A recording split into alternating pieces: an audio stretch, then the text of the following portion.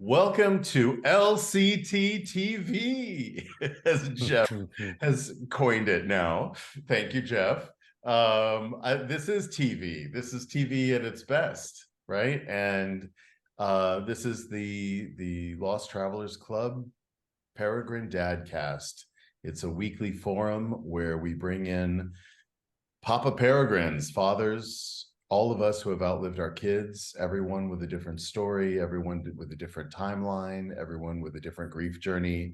And yet there are the common ground factors that we all experience as peregrines. And a peregrine is our way, the Lost Travelers Club, of expressing what it is to be a parent who's outlived a child, the way that we use widow or orphan to describe those experiences. And so here we are, and we have with us today co-hosting Dave Roberts and Jeff Kamen and Bill Fennell and our new friend John Garvin, who's joining us for the first time and hopefully not the last. John, I'm really excited to have you here, proud to have you in the circle, and sorry for your grief journey. Sorry that we all have to be here at all.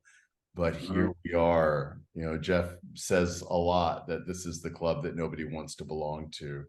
And that's the reason I founded the Lost Travelers Club, because that's what it feels like, isn't it? To have outlived our kids. We're roaming the world now as lost travelers, discovering every crossroads along the way, getting hit by tsunamis that we didn't expect, whether it's 2 years or 40 years into it. We are on an ongoing journey, and no one should ever feel that they have to travel this path alone, because you have brothers out here and you also have sisters. We are starting a mama-ship circle as a companion to our fellowship circle, and who knows, that might become another channel on LTC TV.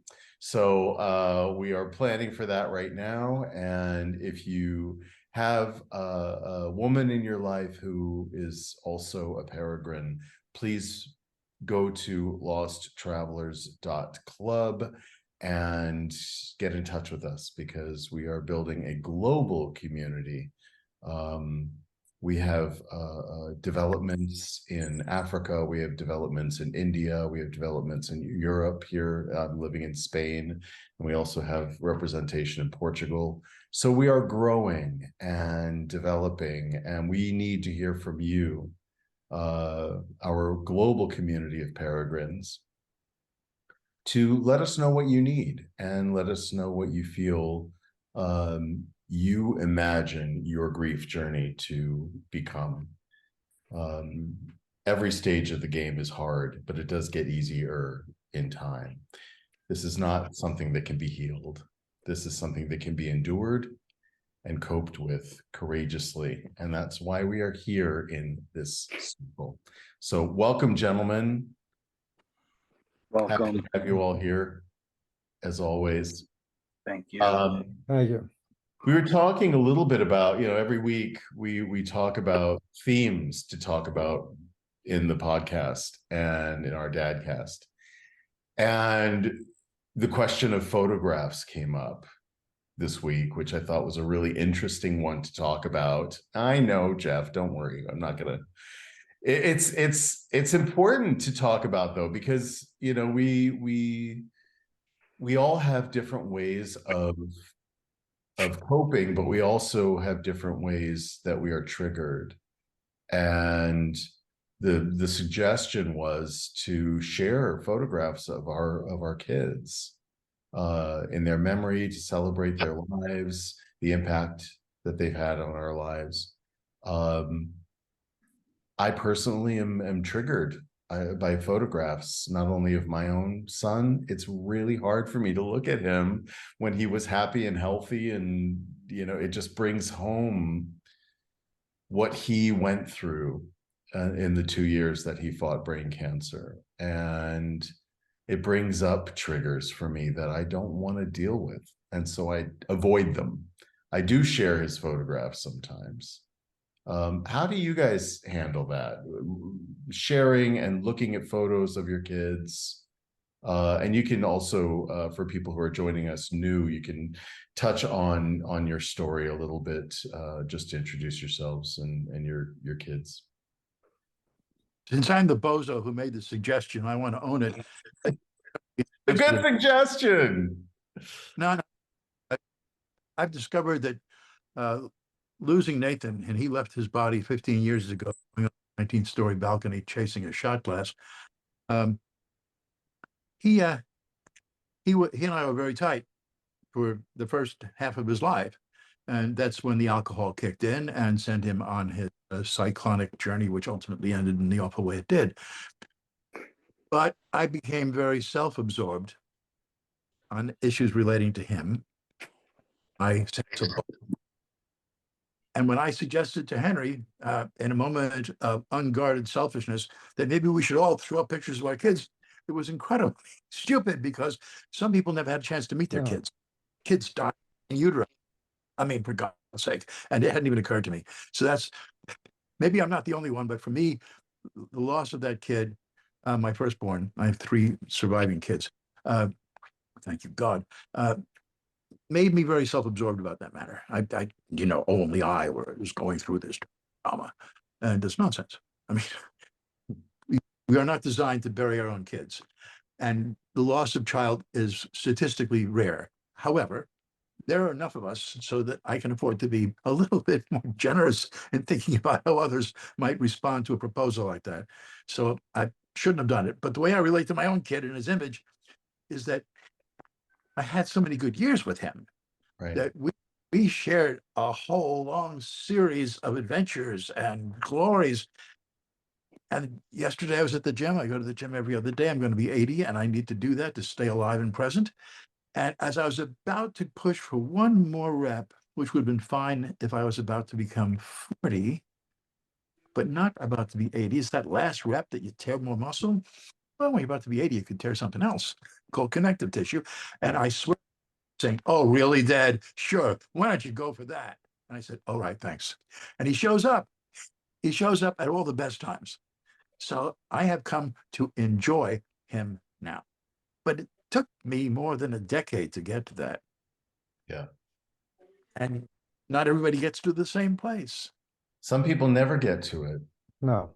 And that's a great sadness, because I think those of us that have found the connection to our kids, that they live in our hearts now, inside us, instead of outside us, but the dynamic hasn't changed. In fact, for me, like you, Jeff, it's enriched over the years. It's gotten richer over the years. And I like to imagine how he might look now, right? So the imagery of him really lives in my mind and in my heart.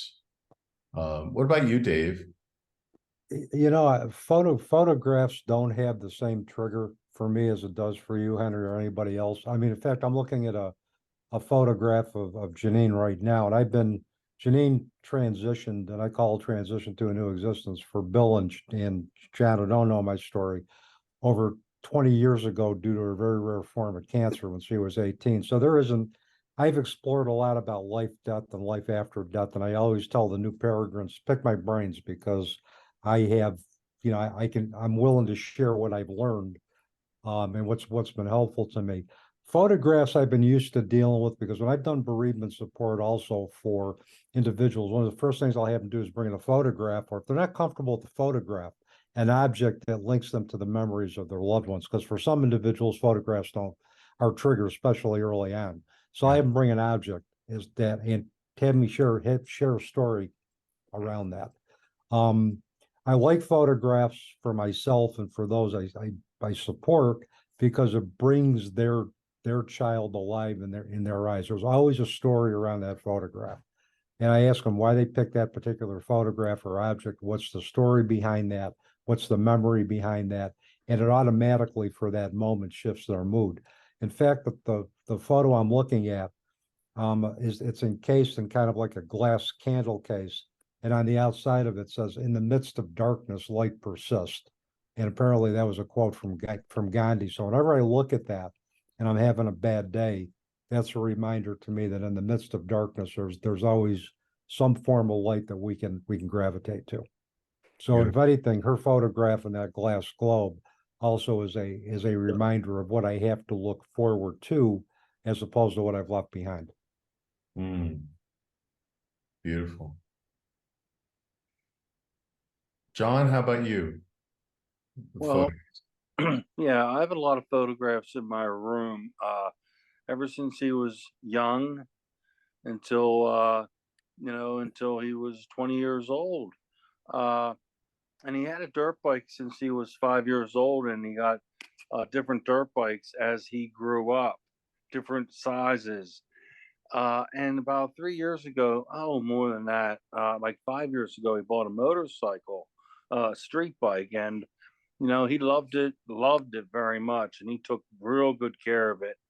And he had a little garage set up in our.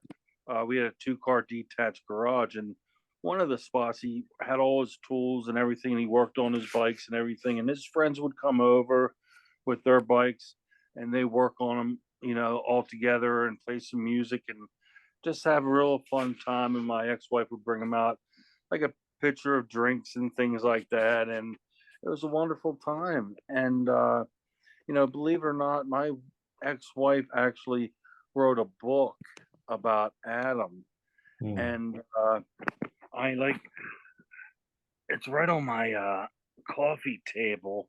I don't know if you can see it, but it's Adam in his motorcycle. Great pic. Got pages in it, and it has beautiful pictures in it when he was young, what he went through, and his middle age, and his high school years. He was on the football team and was the captain with 2 other guys. And I read a little bit about the book, and then I put a bookmark in it, and I couldn't read really anymore because it got to my heart. Yeah. And I still haven't picked the rest of it up yet because I'm afraid it's going to get to my heart again, and something might happen again. But if I read it with my mom together, we can do that. But right now, I have pictures of him like on my watch. I have an Apple Watch, and I turn it on, and I have a picture of him and stuff. And I don't know if you can see it, but there's him and stuff. And and in our foyer of our house, we have his high school picture. And then down below, my wife made a little, it looks like a card. Someone sent you a card with his birth picture and his middle school picture and pictures like that. And we have pictures all around the house. And it's just so wonderful to see my loving son as I walk through my house. And I look at him, and sometimes I say a prayer, and sometimes I just look at him and shake my head yes, and just go about my business. And pretty much that's about it with the pictures, Henry. And it helps you feel that he's with you when you're able to be surrounded by his face, right? Yes, that's for sure. Yeah. Lose him. What took your life? I'm sorry? What took your son's life? He was in a motorcycle accident. It was a reckless driver, didn't stop at a stop sign, and he just went out. My son was driving down the road, and unfortunately he hit him and killed him. And I don't know if it's a good thing or if it's a bad thing, but the gentleman that hit him lives probably like about 5 miles from where my ex-wife, and I'm going to call her Renee from now on, because she still means a lot to me, of course. Good. Sure.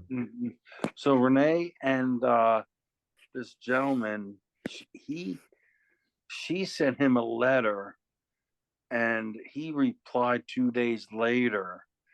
And he's a Catholic gentleman, and my wife and I are both Catholic. And eventually, she didn't tell me this until probably about 6 months later, but she called him, or some, I don't know the whole situations, but she got in touch with him, and they both met at a little restaurant down the street from their house, and they met each other and talked to each other. And I really don't know exactly what they said, because I sort of wanted to kept it quiet, because I'm not the one that goes out and say, "Oh, what did he say? What did he say?" I'm not like that. I'd rather just keep it the way they said it. You know what I mean? And the way they kept it. So to me, that was very peaceful for her to do that. And my wife is a very peaceful girl. She's very, very smart, and she does a lot of things for Adam. And same with his uncle. His uncle and Adam were building a cabin up in the woods, and they actually almost had it finished until Adam passed. And my sister and I went to that cabin and looked around and said, "Boy, this is a sweet cabin." And he does a lot of things for him, Adam, too. So it's he's loved by all, even every one of his friends. What a comfort. Yeah, and he didn't have, as far as I know, he didn't have one enemy. You know what I mean? And Right. he was a loving guy. Chip off the old block. Mm-hmm. Bill, how about you with your experience with photos? So I'm going to show a picture if we can. Maybe. Beautiful. There we go. So Beautiful. that's probably the best picture of her in her full of life. So I generally don't have pictures around a lot.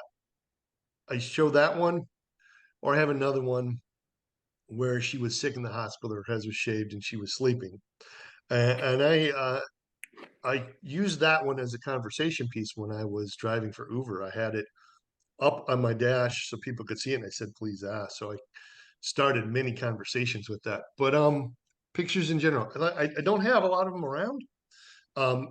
Some of that is because I live in a bus, so I don't have a lot of space to put things. The pictures that get to me are not my pictures, but the ones I see on Facebook of her friends, because I have made many of her friends my friends, and when memory things pop up, I'll get those. But pictures themselves don't it's neutral, I guess we'll say. It doesn't affect me one way or the other when it's something of my own that's around the house. I love it when people post and share photos of him that I'd never seen before. That's something that's really special, because it reminds me that he had a whole world outside of my experience with him. Mm-hmm. And to be able to have a window into that. Even there's one picture somebody sent me a couple of years ago of him at like 2 or 3 years old, peeking out from under the bed when she was babysitting him at her house. And I'd never seen that picture of him. And it just brought me back to a moment that was really precious. And so there's, they are triggering for me, but it's sort of the agony and the ecstasy. I mean, there's the agony of it feeling so deeply that he's not going to walk around the corner or through the door, right? It's the ecstasy of appreciation and gratitude that I got to spend 13 years with him, and that he made an impact in his short life. It also is the ecstasy of knowing that he's still here, living inside of me and through me, with me. That's a big thing. And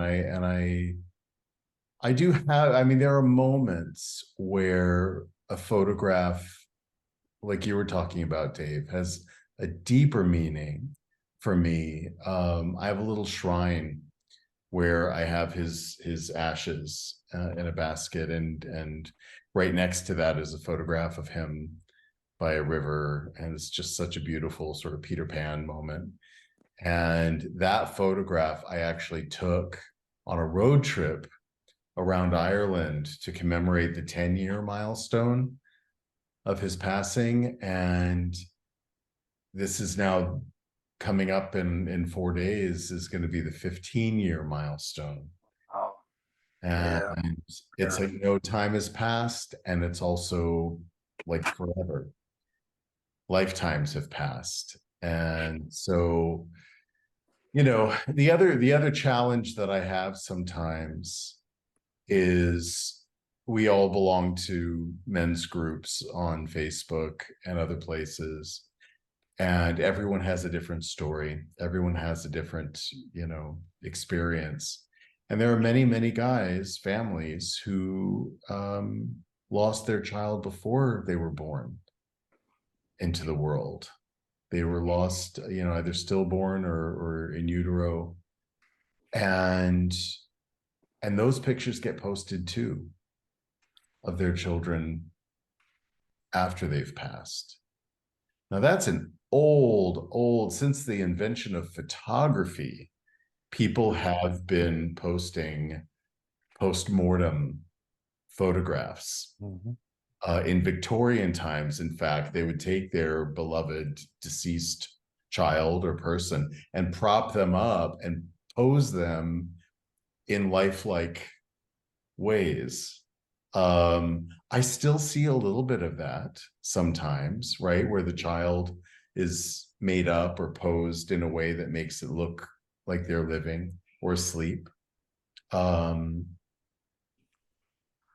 And that's a hard thing, I'm sure, for the parents who share them to recognize that their child was here, that they got to hold them, that they got to be with them in just a few moments, where, you know, most of the rest of us have had years with our kids, some decades with our kids. And so I just want to put a shout out to those families who have lost their children before they were really given a chance to have even a year of life. And I do understand it. I understand the importance of photographs. And of course, the triggers aren't always the same weight. You know, sometimes I have a beautiful moment with a photograph, and other times it's just too hard. I have a whole slideshow of his cancer journey, Cameron's cancer journey. Great photographs of him working so hard to come back. I've never shared them with anybody. I know how they affect me, and given the outcome, in spite of all the hard work, that's a tough thing. That's a really, really tough thing. Dave, do you have documentation, photographic documentation of? Yeah, I have journey? I have a few. They're not in any particular slideshow order, but I have several pictures of Janine, what, you know, in cancer, you know, in pre-cancer, and you could see the definite toll that the cancer took on her body. So I do have those. Yeah. I also have vivid images in my head where I don't, in those images of times, particularly, you know, towards in the end, her end of life chapter can sometimes be triggers for me, even after 20 years. It doesn't really matter. It just all depends on what's going on with me at that particular moment. So, you know, like for you, certain photographs may have, you know, different weighted triggers. For me, different events have different weighted triggers. Photographs will not trigger me as much as the recollection I have from her actual cancer battle, in terms of, Right. and you know, but those are photographs that are embellished in my memory forever. But I kind of figure when they come up, it's there's a reason they're coming up. It's something I need to deal with. It's something I need to address, or it's maybe something I need to learn from, or it just might be her way of saying, hey, I don't want you to forget me in the good times and also the bad times that we had. So I also look at it from, you know, from a variety of different perspectives, depending on where my head is that day, depending on what else is going on with me that day. Exactly. There are reasons to bring out the photographs and share them, right? There are certain photographs I just can't bring myself to share because they're hard enough for me to look at. And I know that there are other people that loved him, right? John, you were talking about the beautiful circle of friends and family who are also grieving, right? Mhm. And Yeah. it's so hard. It's so hard. And it's not a black and white yes or no kind of thing, you know. There's a time and a place for all of it. And like I was saying, it's the agony and the ecstasy of photography. Oh, there he is. Is that you in the water? Yeah, this is teaching the kid to swim. That's nice. And every now and then he calls to me to remind me about the remarkable length of his journey on Earth that I had a chance to participate in. I mean, there are pictures of him winning martial arts tournaments. I keep those in here, and I'm much concerned about the notion that I had, which was naive, that if he could win that, he could win the struggle against alcohol. Wrong. Hmm. You know, I got to tell you, I mean, despite the tragedies that flowed from his addiction, there were enough moments of joy and beauty to sustain me in the immediate aftermath. And for a lot of things, a lot of people, I think, a lot of guys, if you have a child who has been on the earth for a few years, had good reason to expect, expectations are always dangerous, but to plan for a constructive and joyful shared future, and to have that snatched away from you, there's an ongoing kind of shock. Reminding myself of the long list of sweet, beautiful moments has been sustaining for me in the worst of times.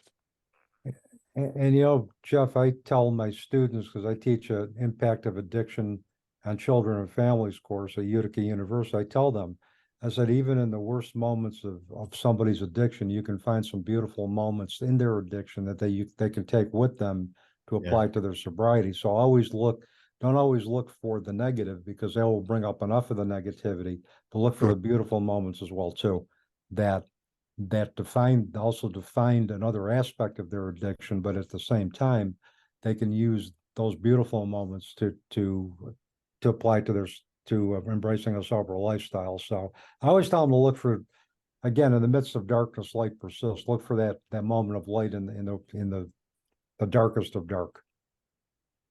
I love that. That's so important.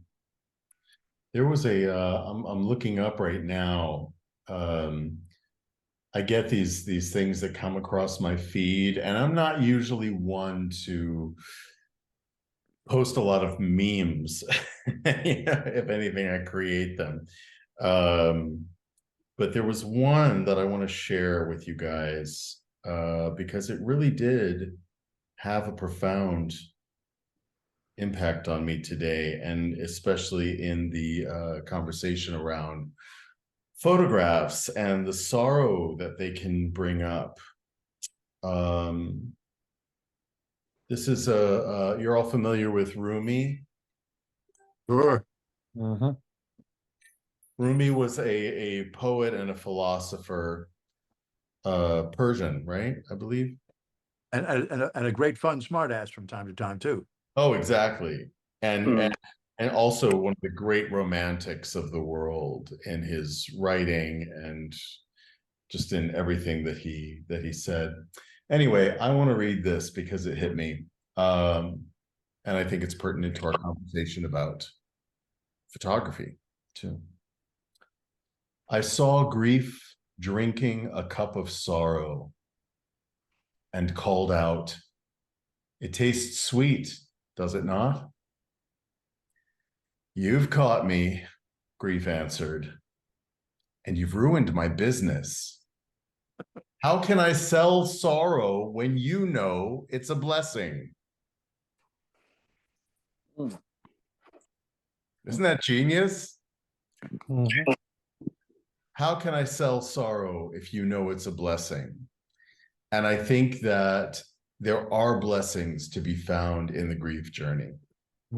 when we look at the photographs of our kids, whether it's when they were learning to swim, believing that they could do anything, whether it is, you know, with their helmet on, living their best life, going out the way that, you know, they were enjoying what they love to do. I mean, shouldn't all of us go out that way? God forbid, but you know what I mean?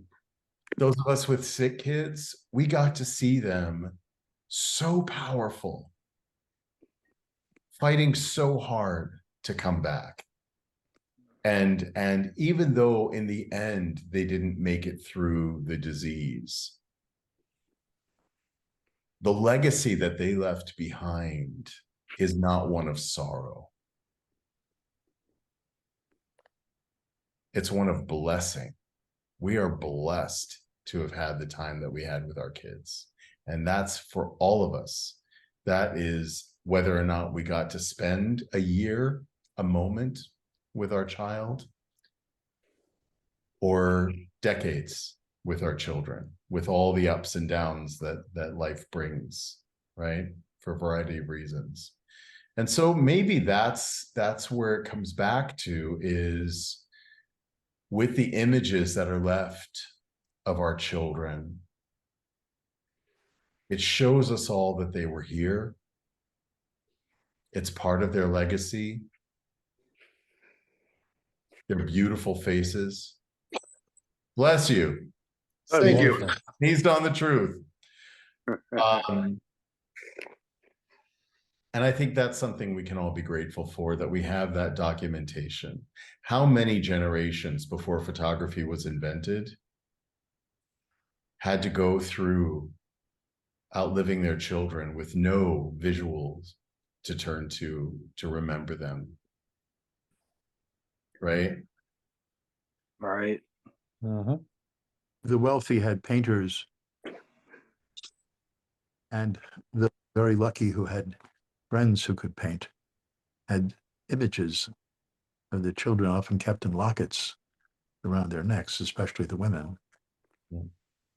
And for me, there's a delicate beauty in being silent with those moments when I feel Nathan's presence.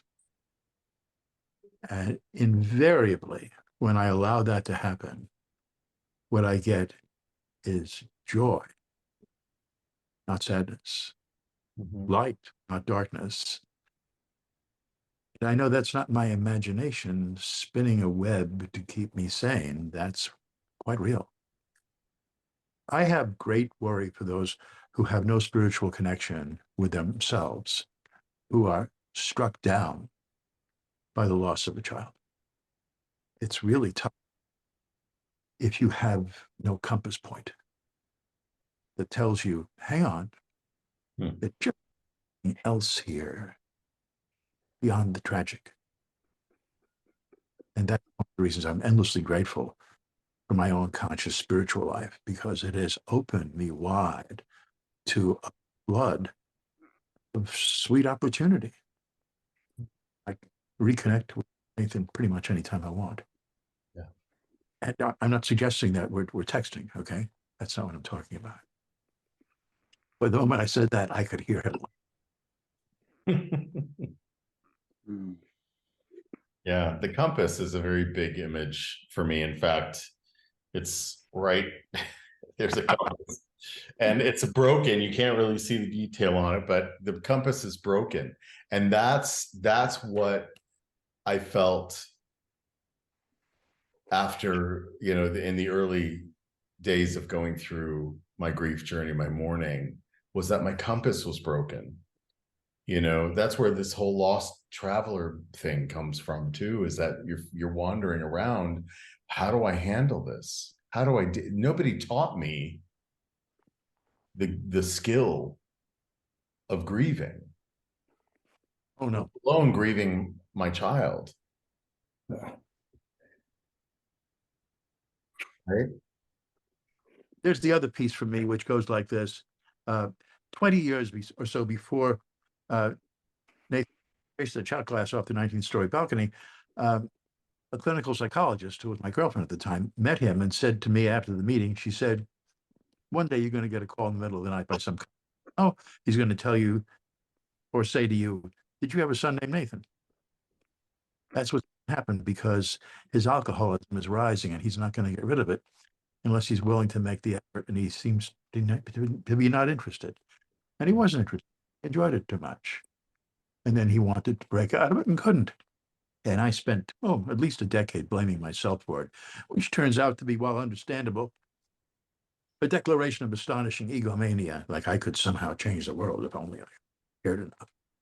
And I'm just imagining for John. I mean, he has this beautiful son who loves motorcycles. Everybody knows motorcycles are higher risk than anything else on the road, except for bicycles on the highway. And, you know, people, I'm sure, grumped at him saying, you shouldn't let your kid ride a motorcycle. The hell with that. He had a calling to that kind of special joy that motorcycle people have. And I learned to celebrate that. I've lost a couple of friends from their joyful addiction to motorcycles. Yep, there are other Peregrine dads in our circle who had that happen with their kids too. Okay. All right. You're not alone there. But it's also, you know, again, I think, you know, how do we focus on the blessing through the grief? And for me, you know, when I look at Cameron, even though it wasn't a choice or a joy to get cancer, my having been a cancer survivor first eliminated his fear. And he went through it with a lot of joy. He went through it. If my papa could survive it, I can survive it. And even though he didn't, or he did, I mean, when you're talking in a quantum sense,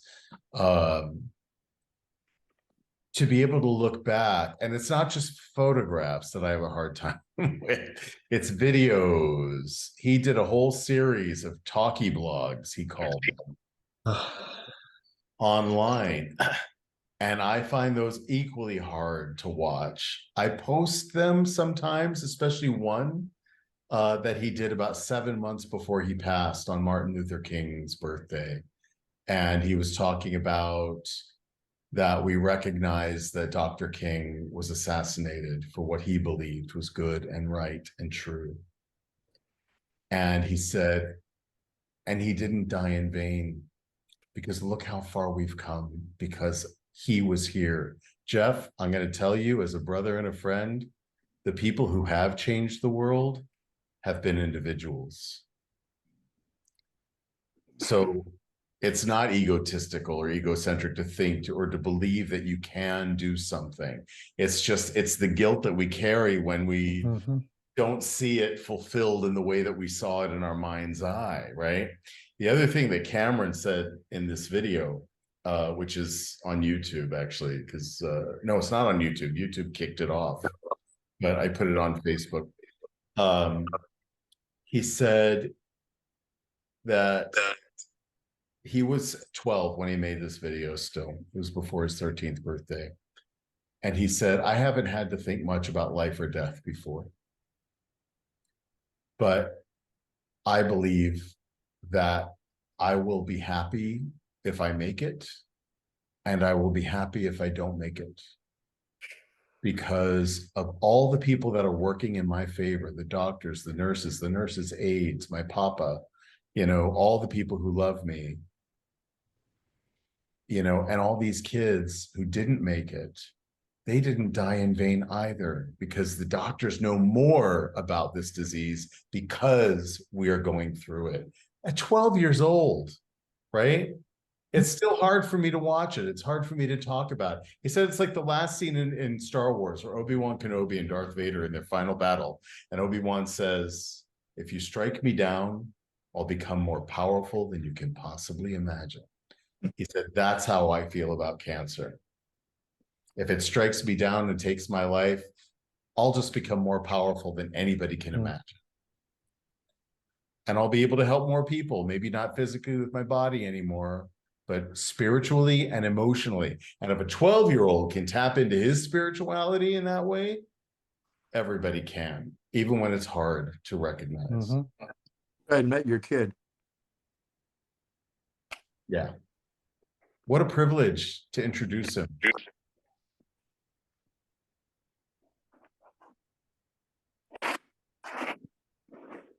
Bill.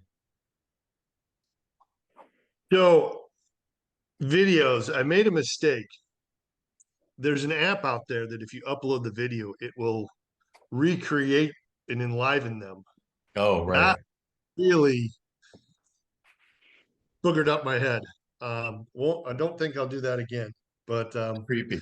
It's kind of yeah, creepy. it was creepy. Yeah, that watching my daughter go through the leukemia. Her second time around, she had like a different format of it, a more aggressive one. But they didn't save. What did they tell me that? They didn't save blood work from the first time. They wanted to do a comparison later, but they couldn't find a blood work because she turned out unique somehow that it could have been helpful, but I don't know if that ever went anywhere. But yeah, watching her and then what it gave me, the power it gave me after is interesting. And the things that I was exposed to because of her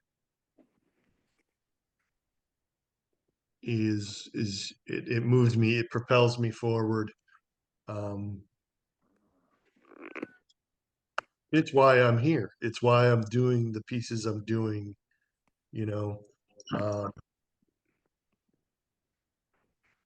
And then I get those moments 2 weeks ago with that big full moon. You know, I go out and I look in the dark and I see that big moon. I see my piece of light. Have my conversations.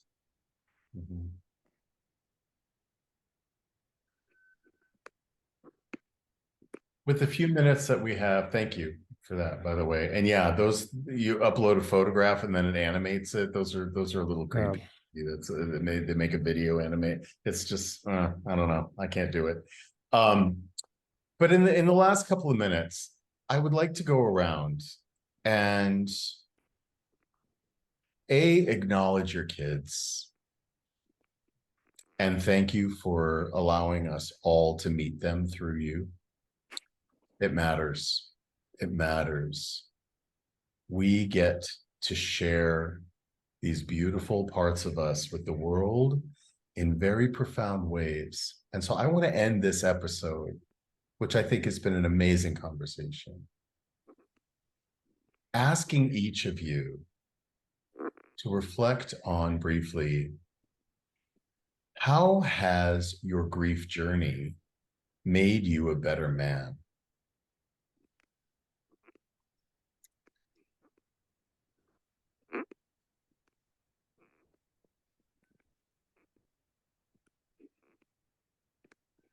I have learned to expand my notion of service to others.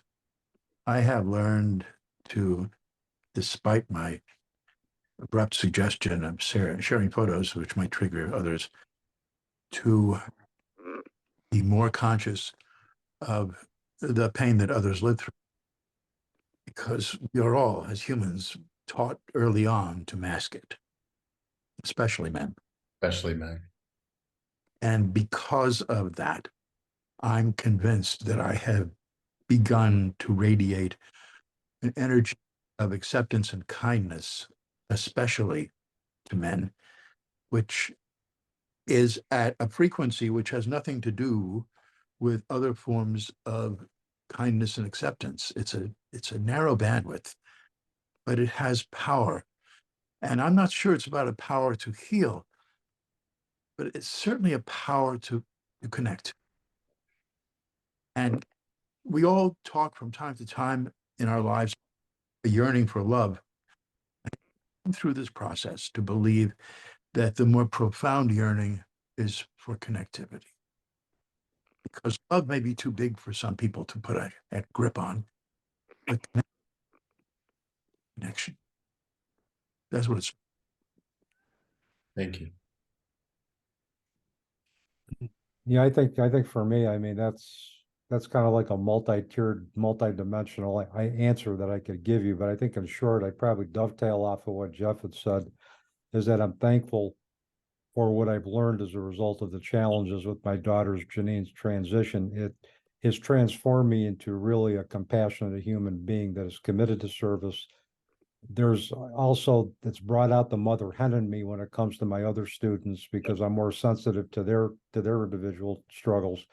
But also, you know, in terms of acknowledging Janine for her teaching me about the resilience of the human spirit very early on in her disease. And if I can share just briefly one moment of that. We had gone to the Dana-Farber Institute in Boston, which is one of the best Brilliant.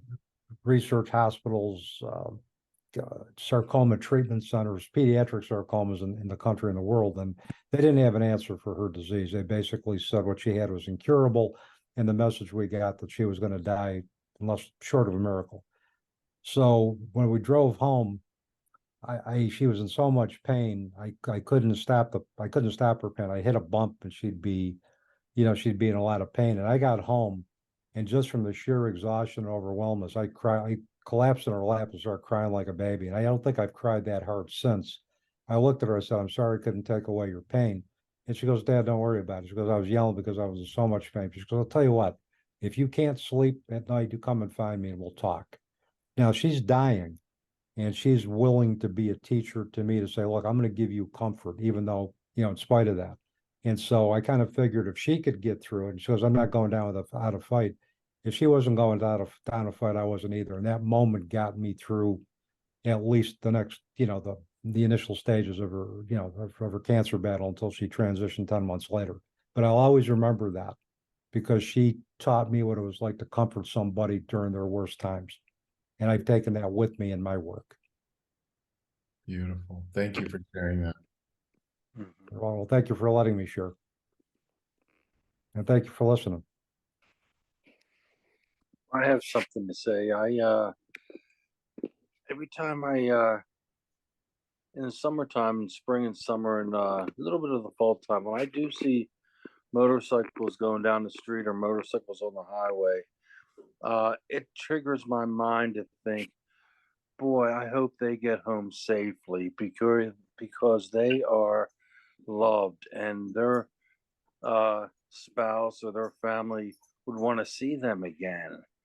And to me, I see little signs on the people's lawns on the road that say, "Watch for motorcycles. They are everywhere," And I think next summer I'm going to get a little sign like that and put it down by my mailbox on the street, and just have everybody know that they are people among us. They're just not out riding, and other cars are out to get them either. So I just have that feeling still in my mind about motorcycles, because it's been such a short amount of time for me. So that's pretty much all I really need to say right now. Beautiful. Thank you. Well, that does. It ties right into everything else, about service. How do we remove the stones out of the paths of others? And John, what I would like to do in honor of your son is I'm going to put a banner on our website for the Lost Travelers Club, asking people to please watch for motorcycles, because Oh, wow. That blesses my heart, Henry Cameron. That is wonderful. mine Thank too. you. I'll keep you in my prayers tonight. Thank you. Thank you, I'll brother. do my Facebook page. Thank you very much, guys. Bill? So I learned about bone marrow transplants because of my daughter. She was going to need one. Ultimately, she was not a match for somebody, but it led us to sharing the links for registering people for bone marrow. And it's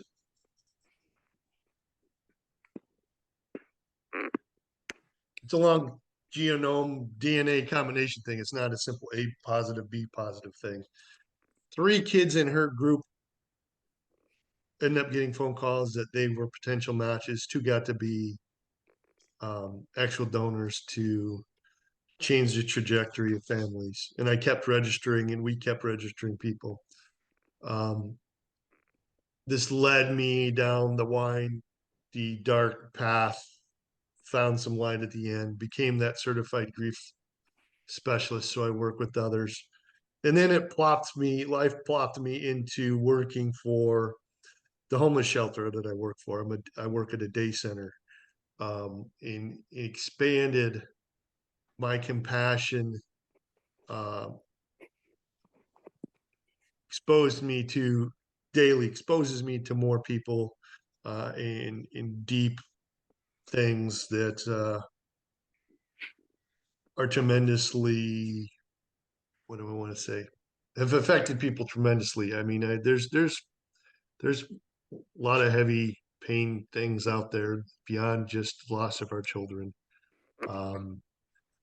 But it allows me to go down that path and try to help others, and it's a continual growth thing.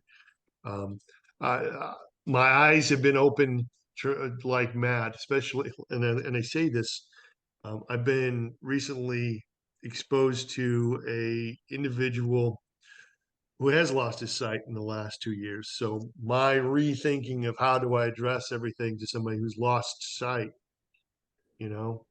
So it's definitely been an interesting journey, making me grow on a whole bunch of different levels. And it's that collateral beauty of it that I'm open to exposing myself to. That's, I think, the key to it. I'm in the mind frame where I can accept things, and I think that's where a lot of people get stuck. They don't want to, they can't or won't move past a certain point to start experiencing other things and to be able to, um, not be overwhelmed by the pain of it all. So that's one of the triggers, for moving forward. You've got to get past that, or you've got to find somebody that can help you get past that, a guide to help you. Because, Henry, you and I are both certified to help other people, and we've got to get men to accept, hey, I need help. And that is the large problem, because you look at the size of our group as compared to the size of the women's group, there's a problem. And that's allowed us to figure out where we need to go. We need to get people to associate reaching out for help with strength, not weakness. Strength, yeah. Is an act of strength to acknowledge that you're in deep water, and it would be really helpful to not get into the undertow. And there are all kinds of ways you reach out with strength by saying, I need someone else who can help me through this moment. Get me through this moment, and I will help the next person. And that's how humanity has always moved forward. Right. And I think men especially, we turn to other men for that. It drives women nuts when we tell them, well, come on, this is how you do it. I don't want you to tell me what to do. I don't want you to be my guide. I just want you to hear me. Right. And so here we are, men helping men. And that is the purpose for the Lost Travelers Club. I'm a better man for this journey on so many levels. And it touches every aspect of my life. I feel Cameron's hand in every aspect of my life and my work and my relationships. And no matter what plate I'm spinning at any given time, I sit in gratitude publicly with the people that I'm working with, whether it's my theater, whether it's my counseling work, whether it's this circle, Lost Travelers Club at large, to thank Cameron for leaving the planet when he was meant to and opening the door for this conversation. Because if Cameron hadn't left, if your kids hadn't left, we wouldn't be sitting here having this conversation and this circle of brothers. And that's the truth. And so what we must acknowledge is that nature abhors a vacuum. You have to, when the space is created, something else is going to come into it. And we have the power to allow goodness to come into this void, to come into this space. And so the biggest thing for me that's been a change is it's allowed me to channel my grief into service, channel my grief into goodness. And damn right I want to change the world, but not by myself. I'm not a solo artist. If you would like to join us in this circle, join us for the DadCast, join us before the DadCast if you don't want to be on camera. Go and register at losttravelers.club. And that is not just for men, it's for women too, and it's for siblings. We are developing programs specifically to support siblings and grandparents as well, lest we forget that there are whole families that are affected and that are on a grief journey together. And what a blessing when we can grieve communally with our families, with our friends, and with new friends and brothers and sisters in the world. So losttravelers.club, please subscribe, please like it. The algorithms like it when you engage with us. It's social media after all. So leave your story in the comments. Share how this video has touched you, this episode or any of them. Engage with us, get the conversation going. We are here every single week on LTC TV. Right, Jeff? Thanks, gentlemen. And we'll see you all next week. Bye-bye. See you next week. Bye. Thank you very much, guys, for introducing me. Thanks, John, for being here. It really made a difference.